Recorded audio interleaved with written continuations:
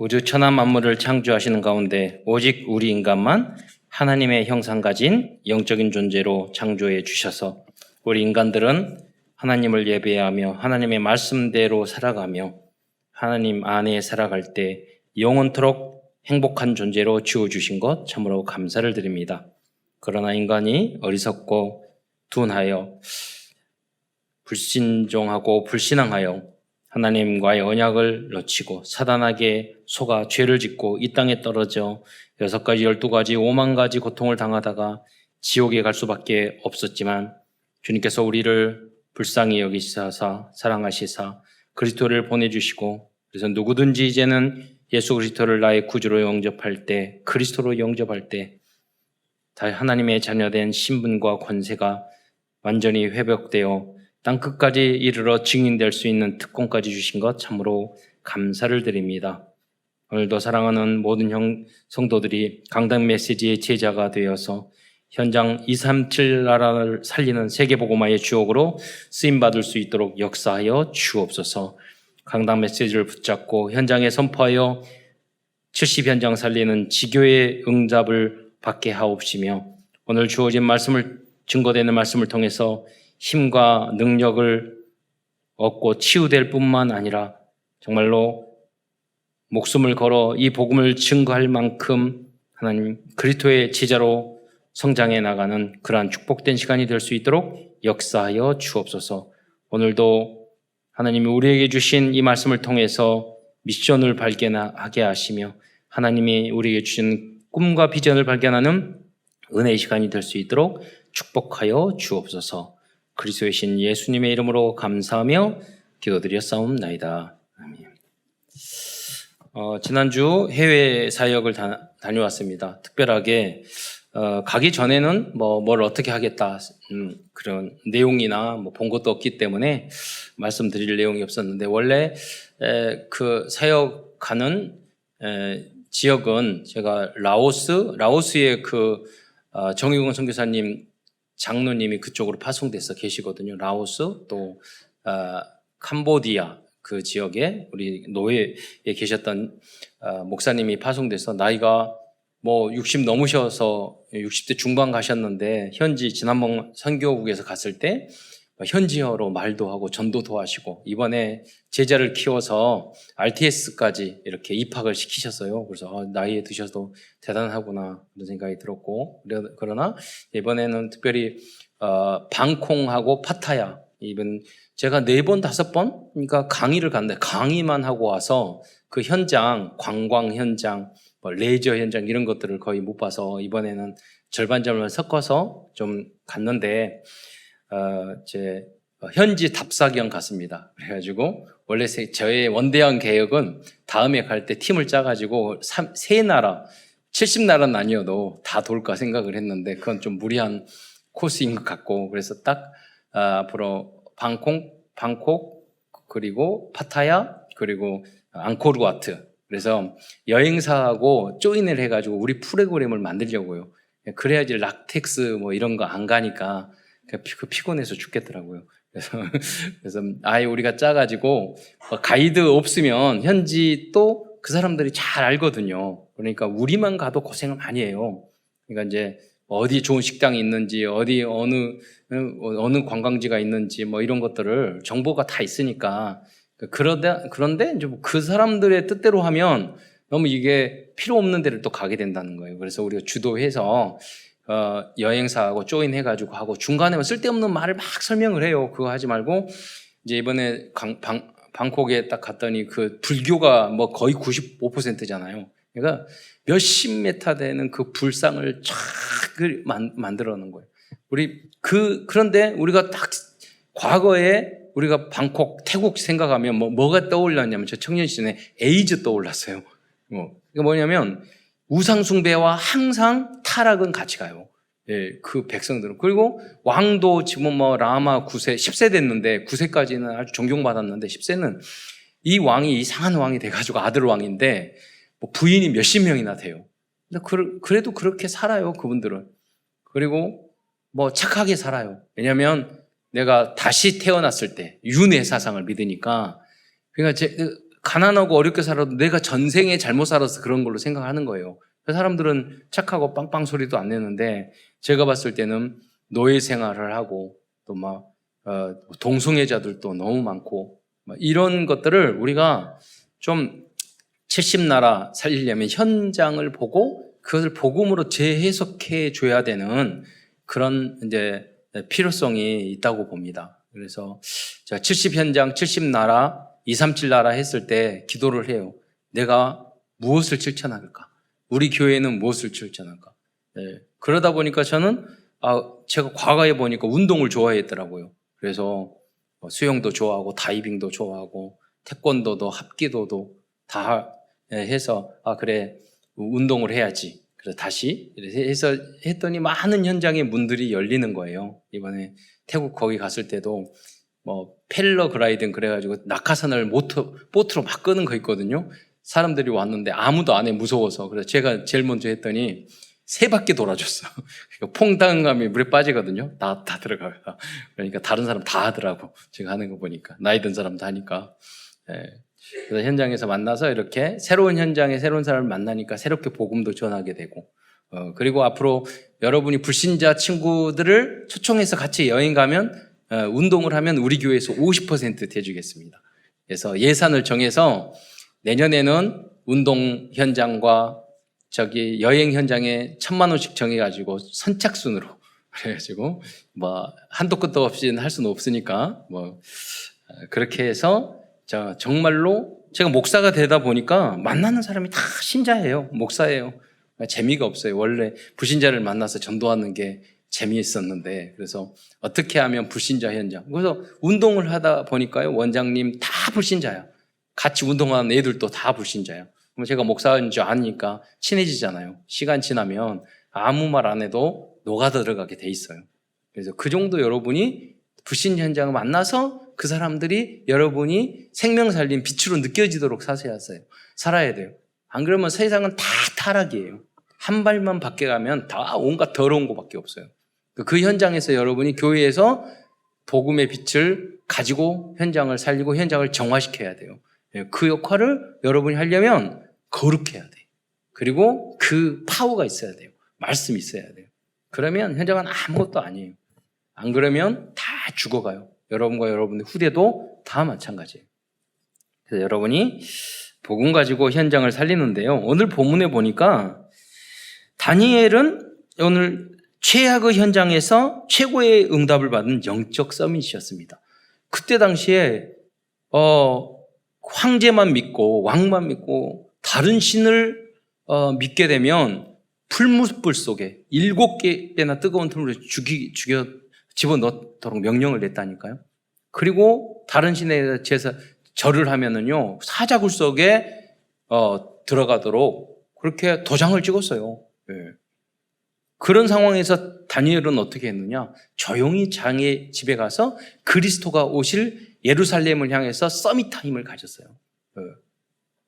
그러니까 우리 렘넌트들도 교회 안에서만 예배드릴 것이 아니라 현장에 모든 현장은 다 현장에 가보면 다 최악이에요. 그 현장에서 현장을 살릴 빛이 되셔야 돼요. 그 준비를 그 인턴십을 교회 안에서 철저하게 해줘야 돼요. 충분히 어설프게 아니라 진짜 현장에 나가서 승리할 수 있도록 혼자도 살아남을 수 있도록 그거는 사무엘은 어린 유치 유아 때부터 갔어요. 혼자 거기 어떤 분은 목사님이 어째서 누가 어째서 그러지만 그거는 다 틀린 이야기예요. 저도 유치원 때 다 알았어요. 누가 믿음이 좋은지 누가 믿음이 나쁜지 어떻게 해야 되는지 다 알겠더라고요. 여러분. 유치원이는 모르는 게 아니에요. 여러분 참 복음과 성령의 역사 임하도록. 그래서 그 아이가 유치원 때부터 초등학교 때부터 현장에서 빛을 발하고 전도할 수 있도록. 그래서 지금 우리 렘넌트들이 막 복음 전하고 이런 거 보면 너무 기뻐요. 제가 항상 그랬거든요. 나는 유치원 때, 나는 초등학교 때 매주 전도해가지고 친구 데려갔는데, 교회 데려갔는데, 왜 전도를 못해, 초등학교 때? 왜 중학교 때, 군대 가서 다 전도했는데, 친구들. 왜 전도 못하지? 예. 그런 생각이 항상 들었다니까요. 예. 우리 렘넌트들 생일날 파티에서 영접시키고, 이보니까, 소원 성취. 하나님 말씀 성취, 기도 응답. 우리 렘넌트는 그래야 돼요. 초등학교 때부터, 중학교 때부터 어린 게 절대 아니에요. 그게 속고 있는 거예요. 여러분이 참 복음을 전해서 어렸을 때부터, 거의 전 초등학교 때 교회 올 때 혼자 다닌 적이 없어요. 항상 친구 집에 가서 친구 데리고 왔어요. 깨워서 데려오고. 그런 삶이 여러분 되셔야 돼요. 오늘 다니엘도 보니까 어린 10대 초중반이었다니까요. 그때 포로 현장에 끌려갔지만 엄마 아빠 도와주는 사람 아무도 없어요. 친구들끼리 타락하지 않고 뜻을 정하고 믿음의 길을 걸어갔어요. 그래서 엘리트였어요. 누가 뭐 어쨌다, 뭐 안 도와준다, 어쩐다 이런 말 하지 않아요. 삐지지도 않아요. 낙심도 안 해요. 왜? 하나님이 나에게 주신 확실한 비전과 미션이 있기 때문에 나이하고 관계없어요. 서밋타임에 성공한 다니엘은 모든 응답을 받았고 최악의 현장을 최고의 응답의 현장으로 변화시켰어요. 가서 선교사님하고 또 가이드하고 현장을 봤더니 다 식당마다 한국 사람이 있어요. 다 사장님이 있어요. 그러니까 최악의 현장이에요. 그런데 가만히 그 사람들을 지켜보니까 갈급하고요. 정말 복음이 필요한 어떻게 보면 최고의 현장들이에요. 우리 필리핀에 나와서 전도할 때도 봤잖아요. 순수해요. 타락한 현장일수록 순수해요. 그 사람들이. 그 가이드가 이야기하더라고요. 여기서 파타야 여기 다 과거에 타락하고 술 마시고 그러니까 그 말 하더라고요. 타이거 우주의 어머니가 이 파타야에서 몸 팔던 여자였다고. 술집에서. 그 가수 성공했다고. 자기의 가정과 이런 것 때문에 그래서 이렇게 가긴 했지만 이 사람들이 다 자기 가정을 위해 희생한 사람이라고. 복음적으로 해석하시네. 사실은 그렇게 말은 했지만 그게 뭐냐 오래된 영적인 그런 것들을 그렇게 만드는 거예요. 가정, 가문, 개인도. 정말 그렇게 살고 싶어서 살겠어요? 그러잖아요. 근데 하나님 떠나서 복음 없고 우상 섬기면요 그 지역이 다 그래요. 점치고 타락하고. 그래서 건져낼 수 있는 길은 오직 복음밖에 없어요. 그들을 살릴 수 있는 분들은 오직 복음밖에 없어요. 안 그러면요 짐승처럼 살다가 다 죽어요. 모든 현장이 마찬가지예요. 다 더럽고 추하고 악하고 타락된 현장이에요. 마귀가 쓰는 방법이니까 그래요. 디도는 아무도 할 수 없고 아무도 갈 수 없는 그레데 섬에 가서 복음을 전하고 중직자를 세우고 교회와 성도를 거룩하게 만들기 위하여 말하고 또 권면하고 모든 권위로 책망하는 사역을 하였습니다. 그래서 첫 번째에서는 먼저 최악의 현장인 그레데 섬은 어떤 상황이었는지 그리고 디도는 어떤 인물이었는지 먼저 말씀드리겠습니다. 첫 번째 그레데는 어떤 현장이었을까요? 우리가 보통 크레타 섬이라고 역사적으로 이야기를 하고 있죠. 성경에는 그레데, 지금 현재의 명은 또 좀 다른 것 같아요. 그런데 이제 여기를 보면 역사적으로 우상이 가득한 현장이었습니다. 그 그리스를 대표하는 제우스 신이 탄생했다는 전설이 거기에 있었어요. 그래서 이 그레데 섬, 이 크레타 섬은 오래전부터 우상 문화가 가득한 곳이었습니다. 최근에 발견된 문명인데 거의 인류 최초에 가까운 문명, 이 문명을 미노아 문명이라고 하거든요. 근데 과거의 문명을 다 파보면 모두 다 우상 숭배하는 문명이에요. 여러분 그 앙코르와트 거기도 가보면 그 시대에 어떻게 그렇게 그 화려한 건물을 지었을까? 정글 안에 여기. 그런데요, 보세요. 남미도 그랬지만 다 멸종당했어요. 누가 지었는지 다 죽었다니까요. 남미도 마찬가지잖아요. 우상 섬기고 그러면 결국은 그 현장은 다 멸종하고 말아요. 그 현장 우리가 알려줘야 되잖아요. 그 결과. 그 영향인지 영적인 문제를 가지고 있는 사람들과 성도들이 많았던 그런 이 그레데는 그런 현장이었습니다. 디도서 1장 10절로 16절에 보면 그레데 사람들의 모습을 자세히 설명해 주고 있습니다. 근데 그 첫째가 1장 10절에 보면 그레데 사람이 불순종, 창세기 3장이에요. 그리고 어떤 이유였던 간에 목회자 하나님 앞에 불순종하고 목사님에게 불순종하고 교회에 불순종하고 부모님에게 불순종하고 선생님에게 불순종하고 직관상정에게 불순종하고 나라는 그것 때문에 다 우리 체질이 그렇게 돼 있어요. 이게 악하면 악할수록. 그러면서 누구에게는 순종 잘하느냐? 세상과 사탄에게는 아주 순종 잘해요. 그게 우리가 창세기 3장의 체질이기 때문에. 내가 망하는 그 길은 참 순종 잘해요. 나를 살리는 길은 순종 잘 안 해. 그래서 세상적으로도 정말로 성공하는 사람은 순종하고 불순종할 것을 잘 구분한 사람들이에요. 두 번째로 헛된 말을 해요. 또 불순종하는 사람이 이게 말이 많아요. 정말 믿음 있는 사람은 말 없어요. 기도 단 10초만 기도하면 딱 답이 나와요. 뭐 할 필요 없어. 하나님의 뜻대로 하나님의 계획이 있어서 그러지. 나를 변명하고 핑계대고 이유대고 남 탓하고 그런 거 하지 않아요. 헛된 말이기 때문에 그래요. 그걸 뛰어넘어서 속이는 자가 많은 중 할례파 가운데 특히 그러한 속이는 자. 그러니까 사이비 이단들은 다 속여요. 이장 신천지 같은 그런 단체죠. 사이비란 뭐예요? 사기꾼이란 뜻이에요. 사이비 이단. 그 목적은 뭐죠? 1장 11절에 보면 그들의 입을 막을 것이라. 그 사이비 이단들의 입을 막아야 돼요. 쓸데없는 말을 하고 사람을 속이고 사기치고. 그 이유는 뭐죠? 더러운 이득을 취하려고 마땅치 않은 것을 가르쳐 가정들을 온통 무너뜨린다 그랬잖아요. 교회도 마찬가지예요. 목사님도 마찬가지예요. 자기 더러운 이득을 취하고 가정을 온통 무너뜨려요. 이단들의 특징이 그거예요. 자기의 그래서 신천지에 가면 공부도 하지 말고 뭐도 하지 말고 다 신천지를 위해서 전도만 하라고 포교만 하라고 그렇게 가르치잖아요. 개인을 망하게 만들고 가정을 망하게 만들어요. 정말 건강한 교회는 개인과 가정을 살리는 메시지라는 거예요. 본인이 힘들더라도 영혼을 살리고 가장 소중한 걸 알았죠. 지금 21세기는 더더구나 더 그렇죠. 여러분이 잘 되는 게 교회가 잘 되는 거예요. 여러분이 행복하고 여러분이 참 성공을 하는 것이 교회에 유익한 거예요. 그러니까 여러분이 정말 성공하고 행복하고 그 길을 안 가니까 꾸지람을 하는 거예요. 그래서 디도도 말했잖아요. 오늘 디도에게 권면하고 모든 권위로 책망하라고 성도들에게.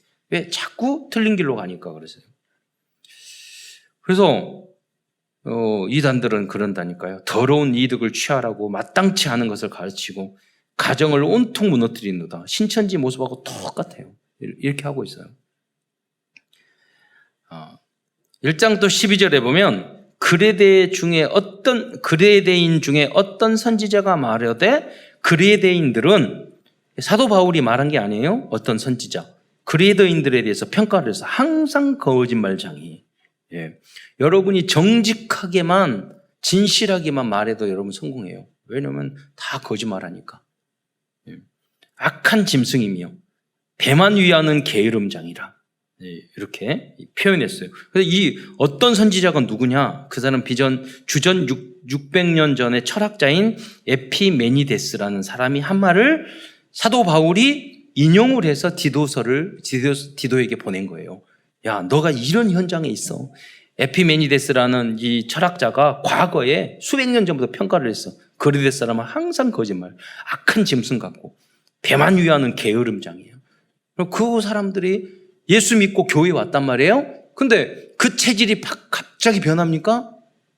안 변한다니까요. 시간 약속 안 지키고 성실하지 않고 말 많았고 이게 체질이 예수 믿었다. 구원은 받았죠. 그런데 갑자기 교회에 와서 확 변하지. 긍정적이고 남을 사랑하고 시기 질투 버리고 순종하고 이게 갑자기 안 된단 말이에요. 그래서 여러분이 그런 사람이 교회에도 구원받았지만 하나님의 자녀지만 그런 사람이 교회에 다양한 사람이 있다는 것을 알아야지만이 디도가 영적 지도자로서 그 현장을 이끌어갈 수 있잖아요. 그래서 이제 아버지의 입장으로 그리고 디모데에도 그러죠. 사랑하는 아들아. 디도에게도 아들아 그랬잖아요. 제가 나이가 들다 보니까 과거에는 아들아 이게 왜 마음이 안 갔는데 요새 신전서도 결혼하고 갔다 왔잖아요. 제가 첫사랑만 실패 안 했으면 저만 아들이 있었을 건데, 그러니까 아들 같은 느낌이 들어요. 그러나 저희 박 목사 보면은 저 막내 동생 같이 이야기 듣고 조카 같은 생각이 들고, 그래서 내가 나이가 들었구나 이런 생각이. 그리고 나이가 드는 사람의 특징이 뭐냐면 나이 구분을 잘 못하겠어. 그러니까 중학생인지 고등학생인지 대학생인지 청년인지 나이 구분이 잘 안 돼. 몇 살인지. 그러니까 나이가 들었다는 뜻이야. 여러분 청년 때는 1살 차이도 금방 알아보잖아요. 그런데 여기 뭐라고 그랬냐면 아들아 그랬어요. 무슨 권면을 한 거죠. 걱정이 되는 거죠. 앞으로도 신전도사도 결혼해서 가는데 결혼하는 이 길, 목회의 길 얼마나 힘들 건데 어떻게 잘 걸어갈까 걱정이 되죠. 아들 같은 심정. 그런데 뭐냐면 권면하고 꾸지람하고 하는 것은 잘하라고. 그거 실패하지 마라. 말기를 바라는 마음으로 부모님도 꾸지람을 하고 하는 거잖아요. 선생님도 그런 마음으로. 정말로 이상한 사람들이 현장에 많거든요. 거기서 그들도 살리고 거기서 이겨나가야 되잖아요. 그리고 그들은 또한 그리스 사람은 어떤 사람이냐 1장 14절에 보면 유대인들의 허탄한 이야기를 따르는 사람이다. 여러분 오직 예수를 믿어서 구원을 얻어요. 그러나 착한 일을 해야죠. 착해야죠. 그러나 착한 일을 많이 한다고 율법을 지키고 안식일을 지키고 11조를 한다고 구원받는 게 아니에요. 오직 예수를 그리스도로 믿을 때 구원받는 거예요. 그런데 유대인들은 이 허탄한 이야기를 말해요. 어떤 이야기였어요? 할례도 받아야지 구원받아. 안식일도 지켜야 돼. 제사도 해야 돼. 그래야지 구원받아. 이 허탄한 구원론을 붙였단 말이에요. 그 이야기를 하는 거죠. 그래서 이 사람들을 어떻게 평가했나? 1장 14절에 보면 진리를 배반하는 사람들도 있었어요. 진리가 뭐죠? 내가 곧 길이요 진리요 그리스도 오직 예수를 통해 믿음으로 구원을 얻는 거예요. 그런데 그리스도 플러스 뭘 해야 돼? 그래서 여러분 나머지 부분은 오직 예수하면 다 따라오게 될 줄 믿으시기 바랍니다. 근데 여러분이 오직 예수를 내 왕으로 섬기지 않기 때문에 그리고 타락, 범죄 이게 따라오는 거예요. 양심이 죽었기 때문에. 예수님이 내 주인이기 되면은요 그런 것들을 안 하게 돼요. 점점 변하게 진짜 거듭나게 돼요. 짧은 시간. 그런데 교회만 다니고 예수님을 나의 주인으로 왕으로 섬기지 않고 내가 왕이면 화나. 그 증거가 그거예요. 기분 나빠. 그 뜻이 뭐냐면 여러분이 주인 안 바꿨다는데 그 사람들은 절대로 성공하기 어려워요. 내가 신경질 나. 짜증나. 여러분 누구나 그럴 수 있죠. 그런데 그게 1분 이상 넘어가면 안 돼요. 좀 5분까지는 봐주겠어요. 성경을 따르면 하루 넘기지 마라 그랬어. 그러니까 최장으로 하루는 봐주겠어. 성경에 그렇게 나왔으니까. 그러나 아니에요. 영적 서밋들은 단 0.1초에 끝내버려야 돼요. 이거 하나님의 뜻. 이거 금방 결론이 나와야 돼요. 왜? 그렇게 되려면 여러분 하나님 말씀이 많이 내 영혼 속의 말씀 속에 잠겨야 돼요. 안 그러면 여러분 복음 가지고 우리 다락방에 스트레스 받는 사람 굉장히 이상한 사람 많아요. 왜냐하면 복음 가지고 자기를 나타내. 그러잖아요. 오직 예수 가지고 지 멋대로 해. 얼마나 많은데요. 유 목사님은 얼마나.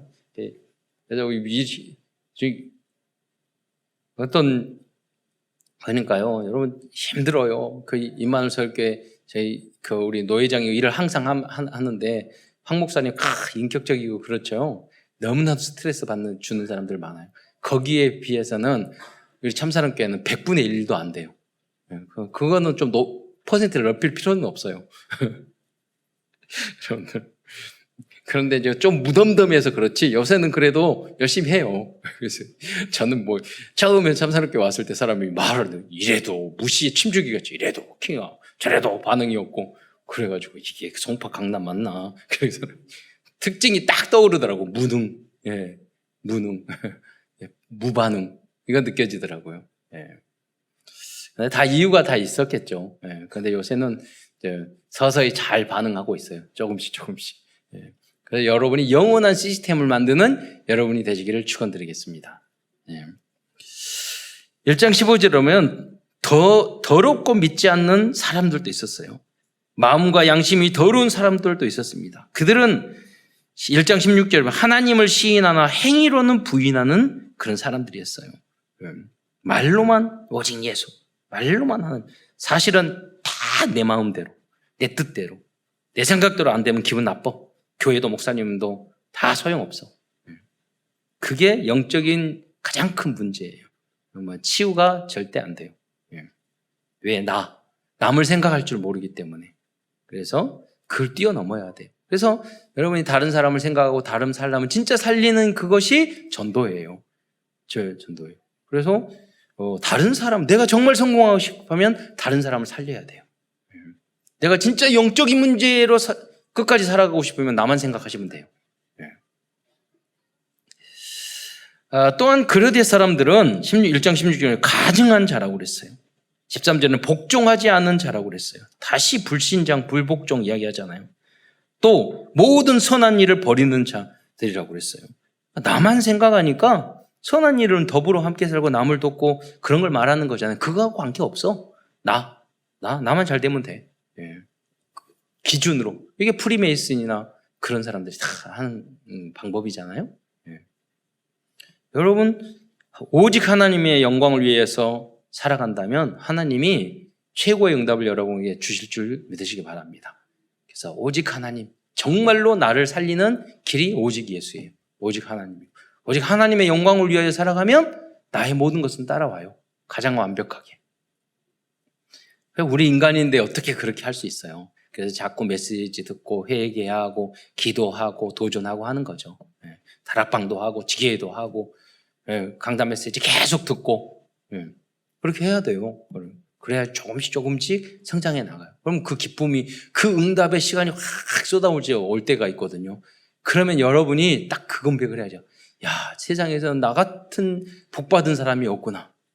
여러분, 이게 정상적인 그리스도인이에요. 막 응답이 쏟아지면 돈, 금은 덩어리가 막 있다. 그게 아니에요. 모든 상황이 나에게 응답으로 와요. 야, 나 같은 복받은 사람이 없구나. 거기 때까지 여러분 가야 돼요. 이런 어려운 현장에 사도 바울은 남은 자 렘넌트 70인째에 대한 디도를 파송한 것입니다. 그렇다면 디도는 어떤 인물이었을까요? 첫째, 디도는 이방 다문화 TCK 출신이었어요. 네. 여러분, 우리 렘넌트 중에 카자흐스탄의 최저 국가 청소년 대표, 국가대표였던 렘넌트가 있는데 한국말 못했는데 한국말도 잘하고 영어도 보니까 영어도 잘하고 그래요. 그래서 우리 렘넌트들 체조도 가르치고 그렇게 하면서 나도 운동 시작했다. 그러니까 그렇게 해라. 그랬더니 반응이 별로 없어요. 왜 그런가 했더니 어린 시절에 엄마 아빠에 의해서 11년 동안 강제로 했던 거예요. 내가 원해서. 그러니까 운동 그러면 딱 싫은 거예요. 거기다 부상 입었죠. 이러니까 반응이 안 오는 거예요. 내가 운동 막 이야기해 줬더니 마음이 열려가지고 자기가 방학 동안에 우리 렘넌트 가르쳐 주겠다고 그랬어요. 그래서 조금씩 해서 유연성 그때부터 조금씩 해서 우리 그런 프로그램을 쭉 만들려고요. 그래서 제가 제 호를 붙였어요. 제가 어렸을 때부터 70현장 운동하는 것이 뭐냐면 나의 70현장은 어딜까? 그 70현 보니까 내가 운동 태권도도 하고 또 학기도 하고 기계체조도 하고 다이빙도 하고 조금씩 잘하지 못하면 했더라고요. 제가 좋아하는 게 운동이더라고요. 그래서 운동 현장. 그래서 내가 호를 지었어요. 운목이라고 지었어요. 운동하는 목사. 그래서 앞으로 저를 운목으로 불러주세요. 근데 그냥 운목 그러니까 좀 그래서 한자는 운동할 때 그 운자고 그 나무 목자를 쓰기로 했어요. 한자는. 목회 목자 말고. 왜냐하면 그리스도의 십자가를 생각하면서. 그래서 현장, 나의 현장. 다 똑같을 수가 없어요. 여러분에게 맞는 현장들이 있잖아요. 그 현장을 여러분. 그래서 지난주 3번 신을 때 가가지고 제가 3번째 수상스키 해가지고 떴어요. 그랬죠. 가서 3분 50초, 3분 30초 떠가지고 씩 돌다가 오고. 이제 두 발을 하다가 이제 다음에는 한 발로 가는 거 해야 돼요.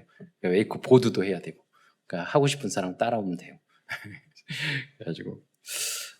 그거 하면서 하나님이 다양하게 우리에게 즐길 것을 이렇게 주셨는데, 누릴 것을 주셨는데, 그랬구나.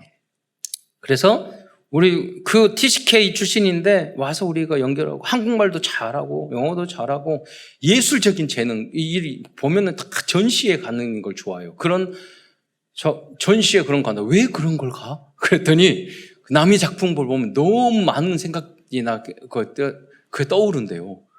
나는 그런 걸 보면 빨리 나가야 된다. 예, 그런 생각만 드는데 그러냐고 그랬어요. 그래서 여러분 현장의 TCK를 살려야 돼요. 그 사람들이 진짜 제자가 될 수 있다니까요. 러시아권 갔을 때 통역자 저기 엄마가 진짜 제자거든요. 그냥 통역할 수 있잖아요. 우리 한국말도 하는데. 예. 그 통역자가 없으면 세계복음화 못해요. 예. 그래서 여러분의 선교사, 여러분의 TCK가 있어야 돼요. 예. 기도하는. 그래서 그걸 구체화시켜야 돼요. 그냥 가만히만 있고 되겠지. 237 노래만 부르지 말고 구체적인 나의 그것을 만들어야 돼요. 하나씩 하나씩. 예. 도전하고 실천하셔야 돼요. 그러면 모든 축복으로 이어져요. 그게. 그럼 여러분 그 하나의 재능을 가지고 전 세계 문을 다 열 수 있다니까요. 내가 가지고 뭔가 없으면 문을 못 열어요. 또 디도는 이전에도 고린도 교회에 문제가 생겼을 때 그 문제를 해결해 주라는 부탁을 받은 적도 있었습니다. 그래서 디도는 문제 해결사예요. 우리 렘넌트는 문제를 만드는 자가 되시면 안 돼요. 직장 생활이든 가정이든 시집 장가를 가든 어디를 가든 교회에서든 문제 해결사가 돼야 돼요. 그게 중간 사역자예요. 피스메이커. 그럼 어떻게 하면 그렇게 될 수 있느냐? 즉 디도는 화평케 하는 자였고 지혜로운 자였고 어떤 지혜죠? 성령 충만한 자였어요. 어떤 분들은 문제를 해결하는데 해결은 됐어. 그런데 절반을 편을 만들어놨어. 여당 야당을 만들어놔. 목사님들 그런 분들이 있어요. 다음에는 더 문제가 안 돼요. 그러니까 문제 해결할 때 전체가 합리적으로 다 평화롭게 되도록 해야 돼요. 그럼 평화롭게 되도록 하려면 지혜가 있어야 돼요. 그 지혜는 뭐냐? 세상적인 꾀가 아니야. 잔머리 해가지고 하면 나중에 더 큰 문제가 와요. 뭐냐면 성령의 충만함으로 하셔야 돼요. 하나님이 주시는 깨달음으로 하셔야 돼요. 그 힘으로. 가정 안에서도 마찬가지고 그래요. 우리들도 이러한 중직자와 렘넌트와 교육자가 되어야 하겠습니다. 우리가 어떻게 하겠어요? 하지도 여러분 이렇게 아무리 노력해도 안 되는데 목표도 정하지 않으면 돼요. 어떻게 되겠어요? 내가 부족하고 안 되더라도 알고 있으면 돼요. 그래서 오직 예수님이 주인 되면 주님께서 하셔요. 인정만 해도 어느 순간 가보면 그 자리에 와 있어요. 그런데 이걸 안 받아들이면 항상 그 자리예요. 성장 발전 없어요.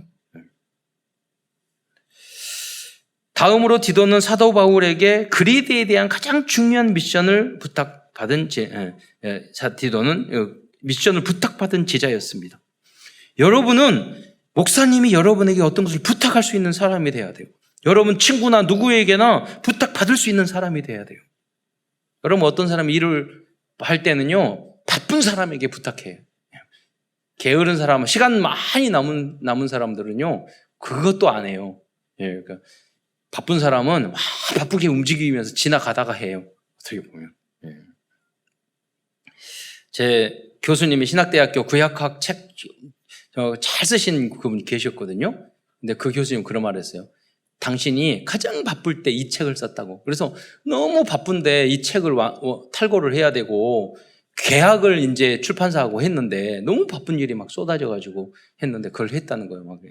근데 지금은 시간이 너무 많이 남는데 책을 하나도 안 쓰고 있대요.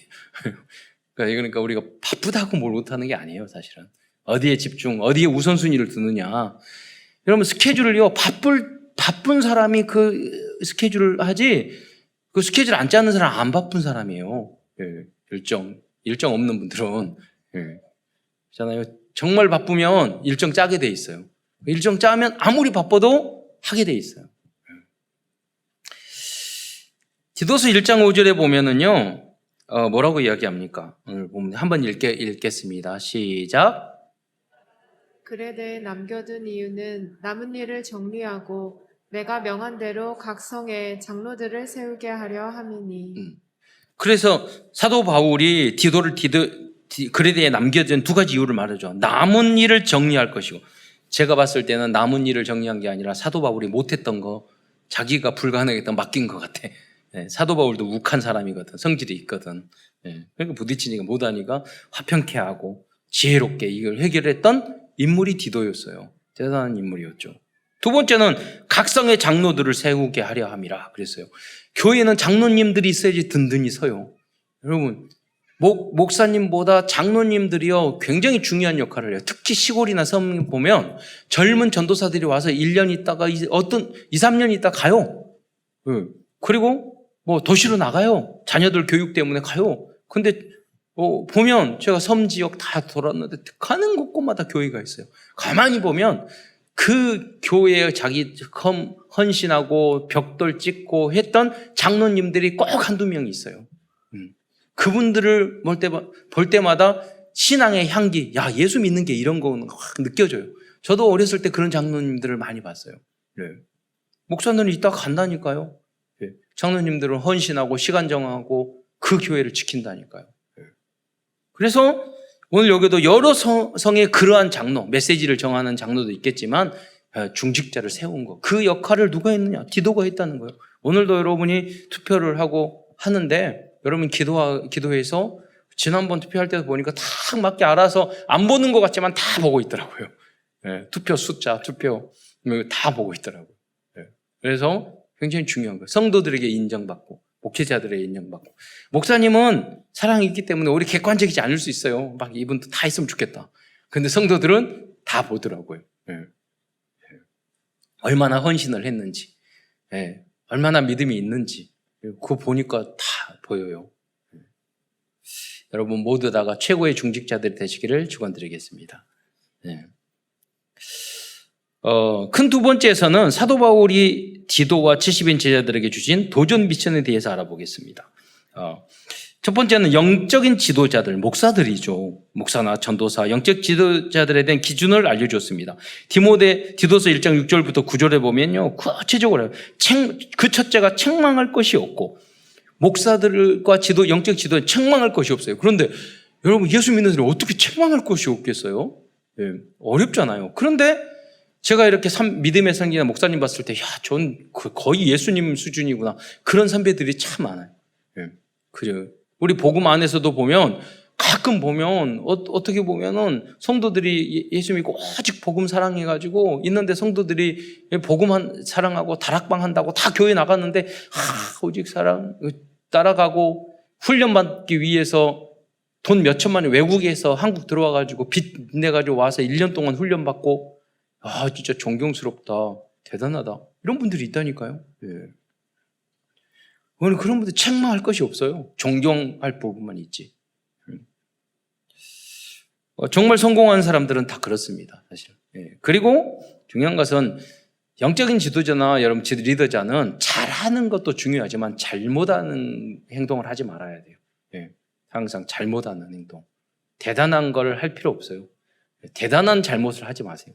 예. 그리고 그것을 좀 줄이면 돼요. 예. 두 번째, 한 아내의 남편이며 방탕하다는 비난을 받거나 불순종하는 일이 없는 믿는 자녀를 둔 자들. 장로님이나 목사님 자녀들 보면은요, 다 믿음이 좋아요. 어떻게? 왜 그러느냐? 부족하고 좀 타락하고 그러더라도요, 결국 돌아와요. 왜 그러냐면 그 믿음에 부모님이나 할아버지 할머니의 등을 보고 자랐어. 그러니까 저분이 정말 하나님 믿는구나. 우리 할아버지 할머니, 우리 엄마 아버지, 우리 진짜 믿고 있구나. 그게 느껴요. 당장 나에게 그런 신앙이 안 오더라도 그런 모습을 보여주면요. 나중에 방탕하고 잘못된 길로 혹시 갔더라도 돌아오게 돼 있어요. 언젠가는. 그래서 불순종하는 일이 없는 믿는 자녀를 두어야 된다. 감독의 어떤 자격입니다. 또 1장 7절에 보면 책망할 것이 없고 또 이야기하고 있어요. 청지기로서 책망할 것이 없고 제 고집대로 아니하며. 그래서 목사들이 가장 조심해야 될 게 뭐냐면 고집이 세요. 여러분 고집이 안 세면 선교사 못 됩니다. 그래서 제가 선교사님을 막 하는데 선교사님은 목사보다 10배 고집 센 사람인데 목숨 걸고 왜 해외 나갔는데 그렇게 자존심 상하게 막 말하면 말 듣겠느냐고. 그냥 자존심밖에 없어요. 근데 그게 틀린 생각이에요. 자존심이 세우면 안 돼요. 하나님의 자존심을 세워야지 목사라고 그래서 내 자존심 세우고 선교사라고 그래서 내 자존심 생기면 망해요. 여러분들. 그러니까 제 고집이 생기는 거예요. 그래서 여러분 다 양보해도 하나님의 뜻이 이루어지게 돼 있어요. 더 쉬워요. 오히려.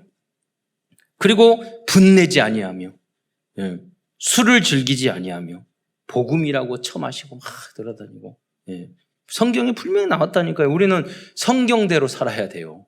내가 안 되더라도 안 되더라도 여러분 내가 못 끊어가지고 목사님 내가 못 끊고 뭐 하고 있어요. 막 죄송해요. 막 이렇게 하는 거하고 여러분 복음이니까 괜찮으니까 처마셔. 막 이렇게 하고 돌아다니는 거 전혀 다른 문제예요. 그거는 구타하지 아니하며 더러운 이익을 탐하지 아니하며 그랬어요. 1장 8절에 보면 오직 나그네를 대접하며 선행을 좋아하며 신중하며 의로우며 거룩하며 절제하며 믿음 말씀의 가르침을 그대로 지켜야 돼. 온갖 어려운 것은 다 붙여놨어. 사도 바울이 다. 내가 보니까 자기도 다 못했던 거였는데 사도 바울이. 그런데 이렇게 성도들은 절대 목표를 우리에게 준 거예요. 절대. 이 이유가 뭡니까? 이는 능히 바른 교훈으로 권면하고 거스르려 말하는 자들에게 책망하려 함이라. 우리가 그렇게 살지 않고 그렇게 그러면 돼 이렇게 말할 수가 없잖아요, 여러분. 그런 이유 때문에 그런다는 거예요. 구원하고는 관계없지만 복음 전파, 전도하고는 아주 관계 있어요. 두 번째 성도들의 삶의 기준에 대하여 알려주겠습니다. 알려주었습니다. 그리스도인들은 작은 분야에도 빛이 되어야 합니다. 그래서 늙은 남자, 늙은 여자, 젊은 남자, 젊은 여자 쭉 대상별로 다양한 그런 권면의 말씀을 줬어요. 그거는 디모데 전서 후서도 마찬가지예요. 사도 바울은 항상 그렇게 했어요. 디도서 2장 2절에 보면 늙은 남자로는 그러면서 절제하며 경건하며 신중하며 믿음과 사랑과 인내함에 온전하게 하고 그랬어요. 그렇게 늙은 남자들은 그래야 돼요.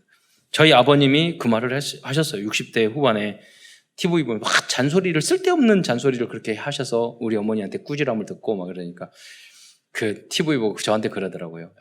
야, 저 오늘 누가 방송에서 이야기했는데 나이가 많으면 그 덕담만 하라고 말하더라. 그러니까 그래서 아버님한테 배우세요, 아버님.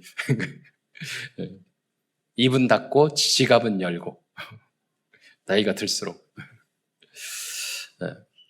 절제하며 경건하며 신중하며 그렇게 이야기했거든요. 디도서 2장 3절을 보면 늙은 여자로는 이와 같이 행실이 거룩하며 모함하지 않으며 많은 술에 도움이 되지 않으며 저희 어머니의 사촌 누님이 계시는데요. 저희 삼촌이 고등학교 때 담배를 가르쳐가지고 평생 담배 너무 피느라고 틀리 다 하고 40대에 틀리 입 다 빠져가지고 그래서 그때마다 그 이모 때문에 그렇게 됐다고 막 그랬는데 근데 보니까 그분이 술도 잘 하시고 담배도 피시고 잘 피시고 담배 전도도 잘 하시고 그러니까 여러분 의외로 여러분 우리 한국에서요 도박하는 평균을 보니까 여성들이 훨씬 남성분들 많아요. 남자는 일하느라고 돌아다니는데 여자분들은 모여 앉아가지고 훨씬 할 수 있는. 그러니까 여러분 잘못하면 복음으로 이런 결론 안 하면 여자가 선악을 먼저 따먹었잖아요. 여자들 술, 담배, 타락 더 잘할 수 있다니까요. 그 재능을 타고 태어났어요, 여자들이. 그러니까 선악과를 탁 먼저 따먹었고 남편한테도 주고 그랬지. 그리고 선한 것을 가르치는 자들이 되게 하라. 디도서 2장 4절에 보면 그들로 젊은 여자들을 교훈하되 그 남편과 자녀를 사랑하며 요새는 점점 많아져요. 나만 사랑하죠. 남편도 사랑 안 하고 자녀도 사랑 안 하는 어머니들이 이기적인 어머니들이 점점 늘어나고 있어요.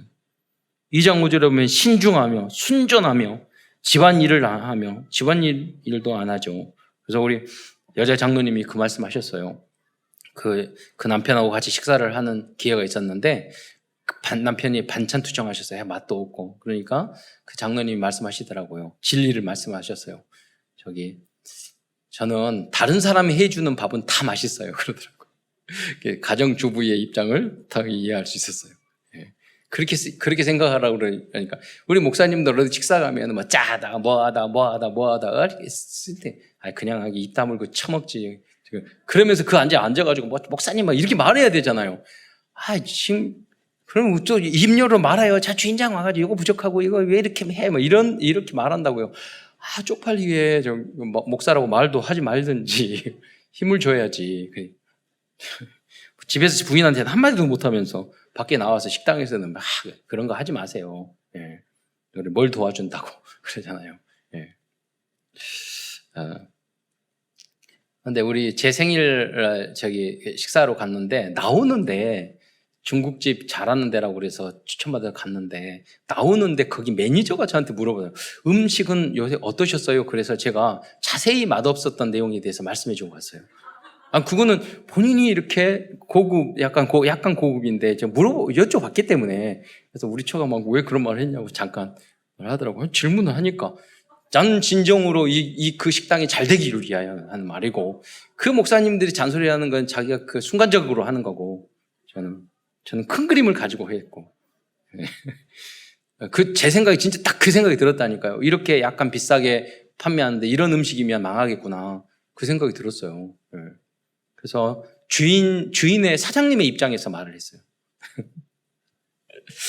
선하면 자기 남편에게 복종하라. 절대 안 하죠. 이는 하나님의 말씀에 비방받지 않게 하려 함이라. 이렇게 말을 하고 있어요. 우리의 기준 수준 표준은 성경이어야 됩니다. 2장 6절 너는 이와 같이 젊은 남자들을 신중하도록 권하고 범사에 내 자신이 선한 일에 본이며 범사 그 젊은 남자에게 말을 하면서 너 자신에게 말했잖아요. 그러니까 디도는 젊은 남자였다는 말이에요.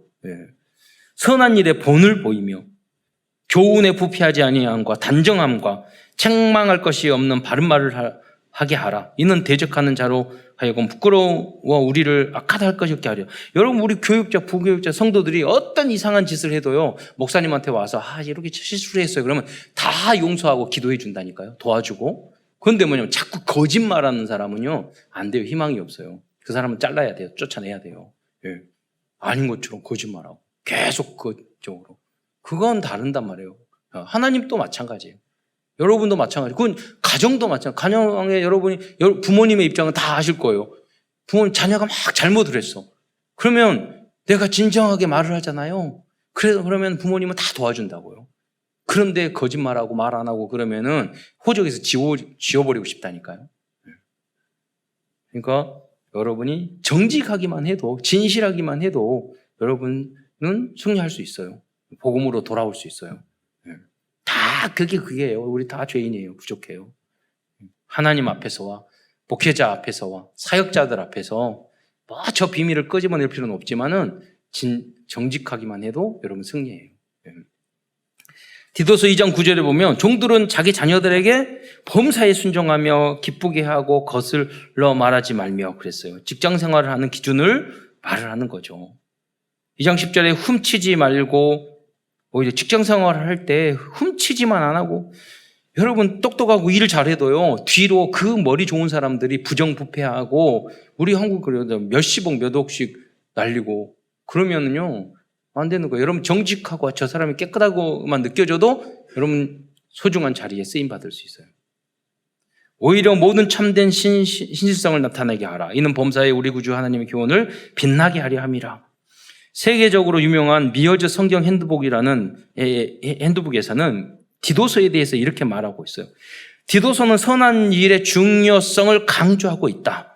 우리는 선한 일로 인하여, 그러니까 선한 일을 잘해서 구원받는 것이 아니고 선한 일을 위해서 구원받은 것이다. 그거예요. 그래서 우리가 구원받았으니까 선한 일을 하는 거예요. 선한 일을 많이 해서 어떤 종교들처럼 구원받는 게 아니란 말이에요. 구원받은 모든 성도들은 구원을 받았으니 이제 현장을 치유하고 살리기 위하여 선한 일에 도전하는 모든 분들이 되시기를 축원드리겠습니다. 이제 우리도 디도처럼 시공간을 초월하는 하늘 보좌의 능력과 은혜로 황폐한 현장을 하나님 나라로 거듭나게 만들어야 하겠습니다. 여러분 끊임없이 죄짓고 잘못하고 또 그럴 거예요. 그러나 우리의 절대 목표를 갖고 그리스도를 넘어질 때마다 주님을 찾으면 어느 순간 여러분이 완전히 거듭난 그 자리에 서 계심을 보게 될 것입니다. 결론입니다. 오늘도 디도서를 통하여 우리들에게 주시는 CVDIP를 정리하면서 말씀을 마치고자 합니다. 커버넌트 언약입니다. 우리들의 언약은 복음과 이 복음이 그리스도의 복음이죠. 이 그리스도의 복음을 가진 하나님의 자녀들은 어떤 어려운 현장에서도 승리할 수 있다는 것입니다. 여러분, 어려울 게 하나도 없어요. 예수님을 나의 주님으로 왕으로 모시면 모든 것이 형통하게 되어 있어요. 그런데 그게 안 된단 말이에요. 쉬우면서도 굉장히 어렵거든요. 그래서 여러분이 계속 훈련받고 말씀을 듣고 회개하고 그러는 것입니다.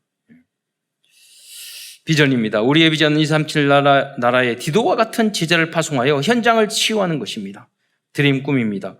최악의 현장을 살리기 위하여 24시간 기도하고 일하고 공부하고 도전한다면 우리들의 모든 꿈은 이루어질 것입니다. 이미지입니다. 우리들은 하나님의 형상과 생기와 에덴의 축복을 받은 하나님의 자녀입니다. 위기 앞에서 조금만 집중해도 미리 보고 미리 갖고 미리 누리고 미리 정복하고 미리 성취하는 응답을 받게 될 것입니다. 프랙티스, 지속적인 실천입니다. 이번 주간은 내가 도전하고 살려야 하는 그레데와 같은 70 현장은 어디인지 적어보시기 바랍니다. 오직 복음, 완전 복음, 영원한 복음 시스템을 세팅하기 위해 최악의 현장으로 최악의 현장도 복음으로 살리는 남은 자 70인 제자들이 되시기를 축원드리겠습니다. 기도하겠습니다. 사랑해 주님, 오늘도 디도서를 통하여 소중한 진리의 메시지를 저희에게 주신 것 참으로 감사합니다. 우리가 그리스도의 은혜로, 오직 은혜로, 우리의 노력이 아니라 주님의 사랑으로 구원받았으니 우리가 선한 일에 열심히 하는 그리스도의 참된 제자들이 되어질 수 있도록 축복하여 주옵소서. 그래서 모든 성도들이 70인 제자, 남은 자의 응답을 모두 다 누릴 수 있도록 역사하여 주옵소서. 그리스도의 신 예수님의 이름으로 감사하며 기도드리옵나이다.